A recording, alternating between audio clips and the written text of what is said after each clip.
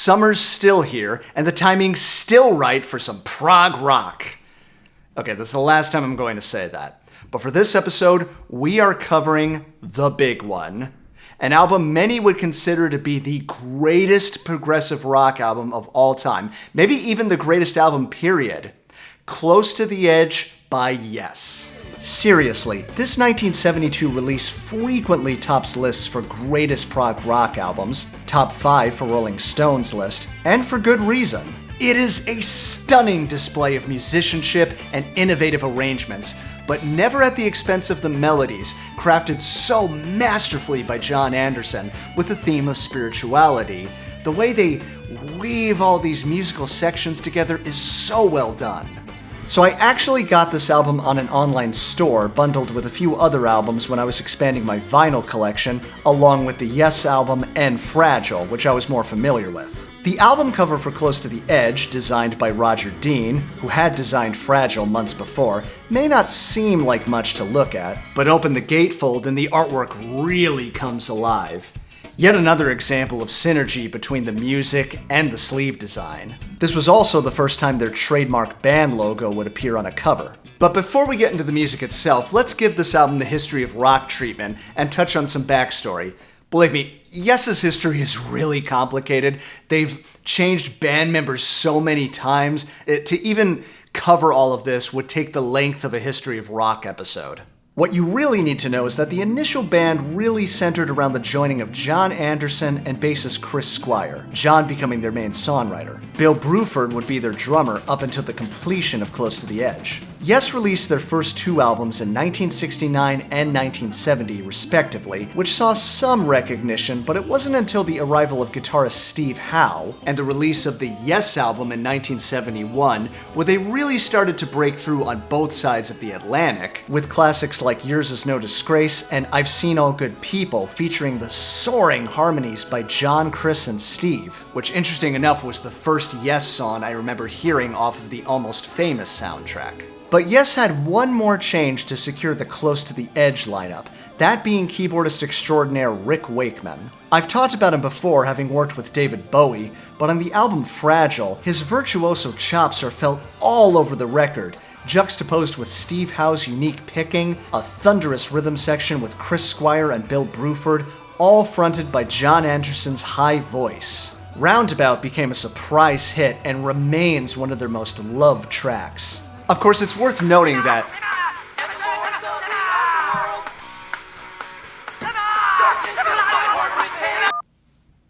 Hello? Hey JT, I heard you were talking about Roundabout. Does this mean you're finally watching JoJo's Bizarre Adventure? Yes. Hello? Of course, it's worth noting that Yes's material was complicated. They didn't write 3-minute pop songs. These were long musical explorations with classical-style motifs, intricate harmonies, polyrhythms. Let's just say you don't hear bar bands covering this material too often. We had musicians in the band who could write extensions to an idea, who could develop things. For that, you need a little musical training, which is not usually around in rock. So by the time they started rehearsing material for Close to the Edge, they'd forget the arrangements when they got to the studio. Sometimes we'd come in and say, God, what did we do to this? They were too intricate, too specialized, or one guy was the key to it and he was the guy who didn't remember it the next day. They would actually record separate 3 or 4 minute pieces in segments, leaving them all to be pieced together later. Apparently Bill coined the album's title because throughout the recording it really did feel like the band was close to the edge. Why is it all these classic albums are always done when the band's on the edge of breaking up? But hey, the results speak for themselves. The songs were always a problem. Nobody knew how to finish them. And to tell you the truth, with Close to the Edge, we got lucky. I wish I could tell you that the first time I put the needle on the record, I knew it was an instant masterpiece, but I think I was a little stunned by it. Not in a bad way, I guess I just wasn't expecting it. I've listened to this album by now so many times, it's hard to think back to that initial listen. It's a wild opening for sure. Though since the theme of the album centers around spiritual consciousness, it makes sense that the record opens with soundscapes of nature, water running, birds, etc. See, music is everything. The birds singing every morning, the trees, the sound of the trees when the wind is coming. It's all music. Then the band bursts open with a free jazz-style performance that straight up sounds like the Mahavishnu Orchestra. First time I heard this, I wasn't entirely sure what time signature or key it was in. I thought Rick's keyboard sound was created by a sequencer, but no, he's just playing that fast. And Steve Howe's licks still bewilder me to this day. It's like the musical equivalent of rush hour traffic, or maybe cocaine. It's such a stark contrast to the calm soundscapes of nature heard at the beginning of the record, but a couple of times the vocals break through the cacophony of sound, almost like angelic voices trying to calm the chaotic stress of everyday life. And as the band comes together in sync, we finally get some semblance of a singable melody in 6/8 around the 3-minute mark.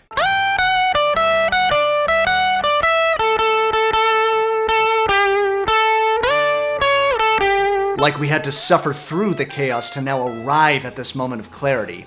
Jon Anderson was inspired to write Close to the Edge after reading Herman Hesse's Siddhartha. It's a German book from 1922 that was definitely adopted by the 1960s counterculture movement. It follows the life journey of the title character in search of spiritual truth, ending his journey down by a river. I actually read the book just for this episode.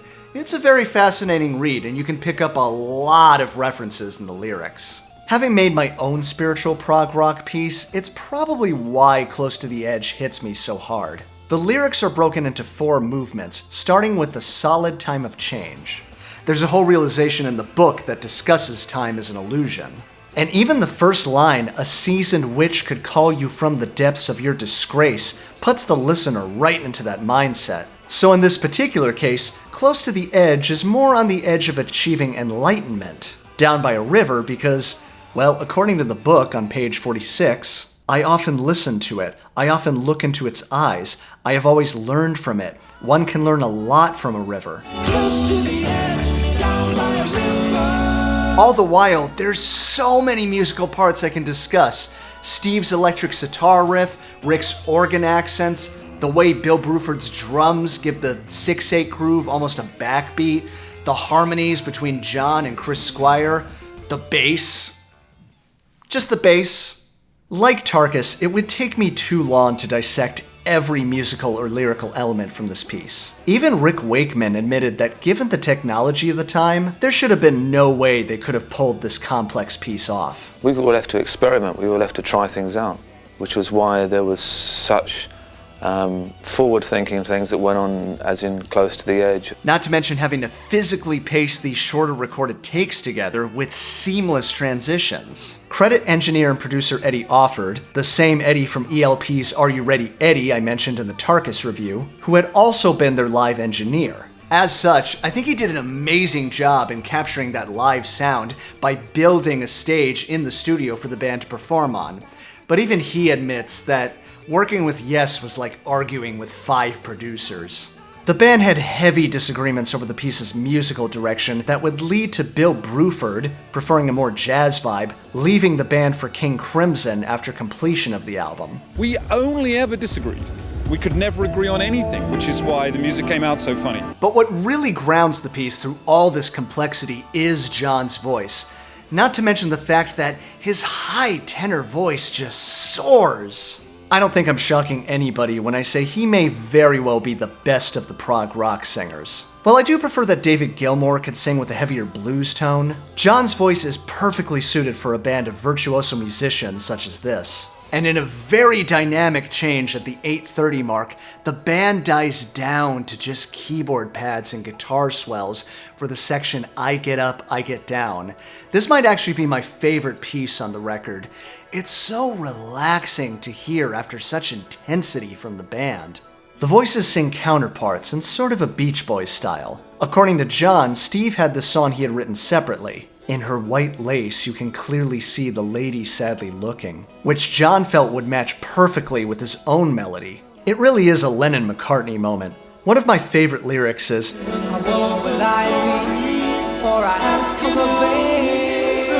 again reinforcing the theme of Siddhartha that coming of age is less about how many years old you are, but more about life experience and your understanding of the world. And when Jon's voice ascends as he sings, I get up, I get down, Oh, it just makes you want to grab the air.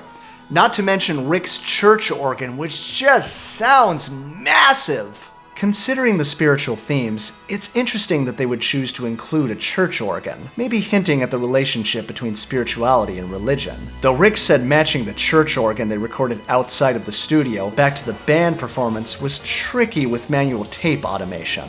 And Rick's B3 solo? So good. And by the time the main figure and Jon's melody comes back, the intensity grows and grows to the three of them singing the resolution, which was almost lost forever. The strip of quarter-inch tape containing the recording of the song's climax had accidentally gone into the trash, and the band had to go scrambling in the bins to find it. And we're inside the bin, we got it, pull it up, put it on, and that was the ending, like you just heard.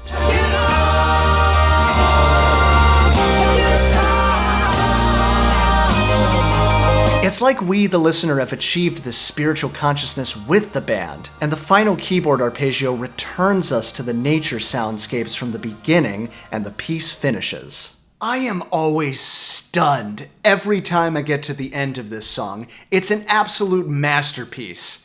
And would you believe it's not even my favorite song on the album? While I was lukewarm about the second side of Tarkus, the same cannot be said for Close to the Edge. As I've said before, when you have an intense epic piece like side 1, you need something to change the dynamics and just chill for a bit, and You and I does just that. It even begins with Steve Howe just tuning his 12-string after saying, "Okay." He really makes use of the space in the beginning.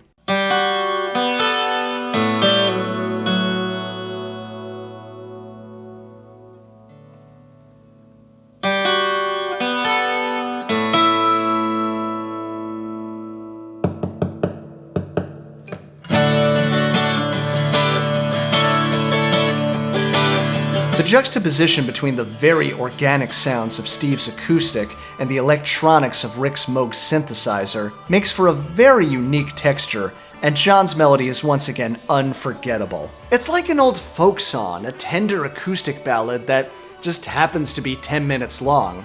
But as far as what the lyrics are about, well, according to Jon... I still don't know what I'm trying to sing about, but I know I was very stoned.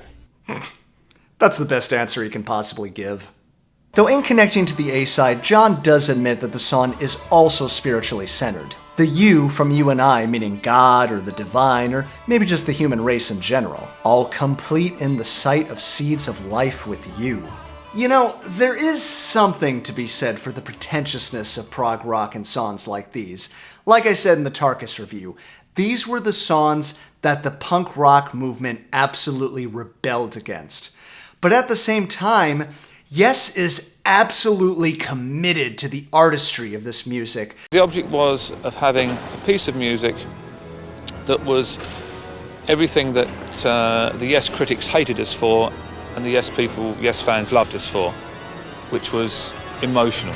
Again, there are so many great movements and changes to the song, split up into 4 parts. Almost like 4 stages of existence, from the chord of life to apocalypse, in which the river of consciousness makes another cameo. And there's even a movement called Eclipse.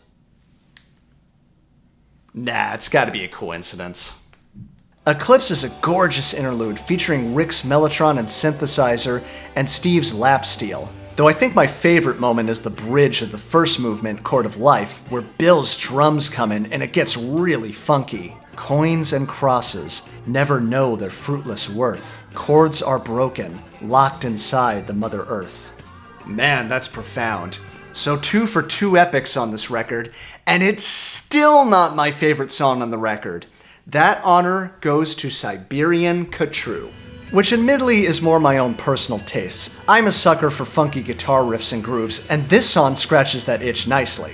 I would cite this as my favorite playing by Steve Howe.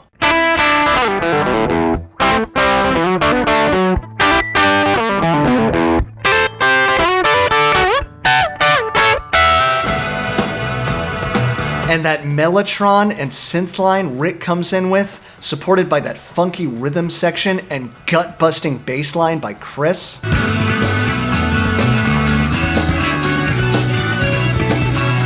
It's so good, man. It's so good. I even have this song on my running playlist. That's how funky it is. You can't help but move to it. It's even in 5/4, and the way Bill Bruford just accents the backbeat, it's so groovy.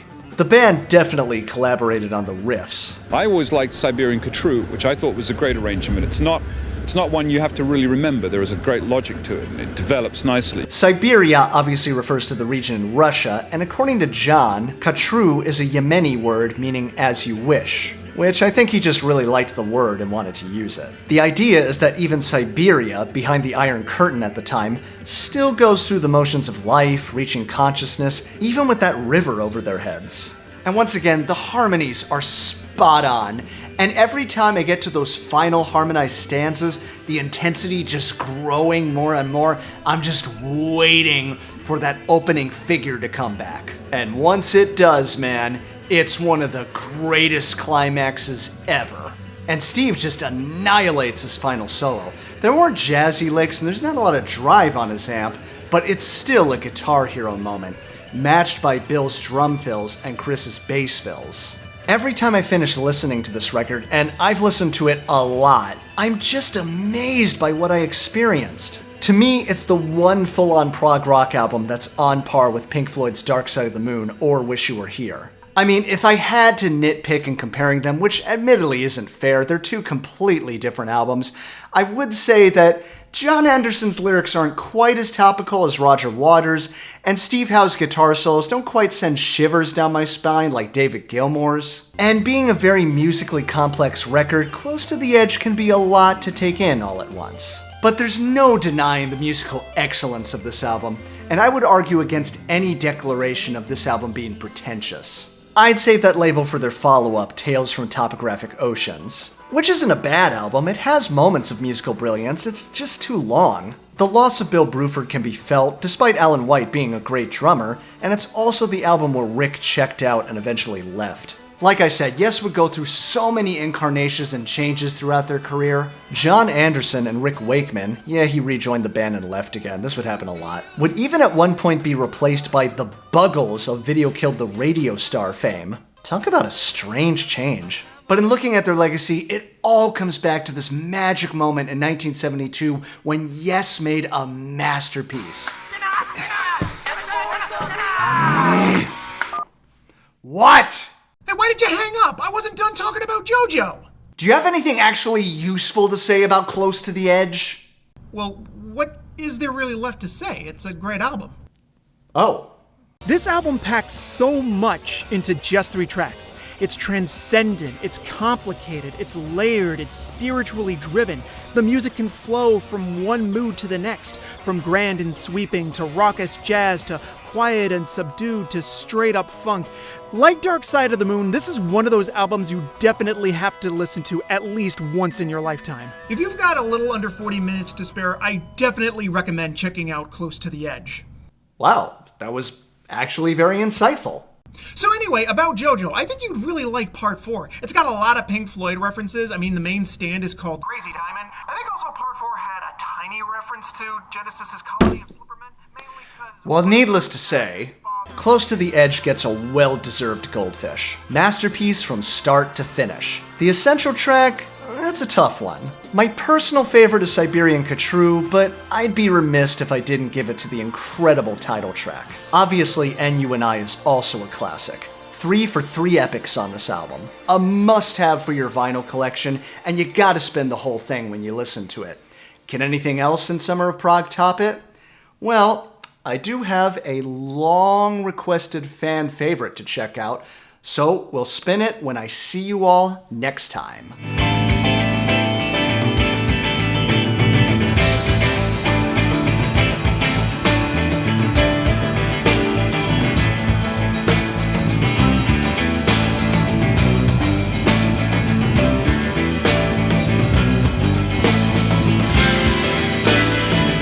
There was a wall. I mean, there were several walls. I mean, there wasn't a stand called the wall. There was just lots of walls. Because half the scenes were in houses. And houses have walls in them.